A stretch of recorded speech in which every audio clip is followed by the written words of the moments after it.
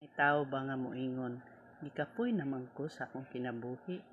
Gikapoy naman ko sa akong trabaho, sige balik-balik, adlaw-adlaw, maulang gihapon. Gikapoy naman ko, mangitag panginabuhian. Tungod kay wala siya kalipay igsuon, mauna siyang gikapoy. Tungod kay kung malipayon siya sa iyang kinabuhi, dili man kakapoyon. Nag-ingon bitaw diri sa Matthew 11 verse 28.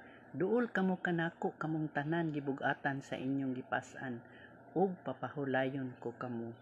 So kanang atong gipas-an mao man na ang atong kabug-aton sa atong mga sala, tungod wala tay kalipay, tungod kay naaman tay sala nga gihambin. Munang ingon sa Ginoo nga duol kamo kanako, muduol ta sa iya mga itagpasaylo, dawaton nato siya, ingon nga atong bugtong og personal nga manluluwa sa atong kinabuhi og makapahulay ta, tungod kay makontento naman ta, tungod kay atong gidawat ang Ginoo sa atong kinabuhi.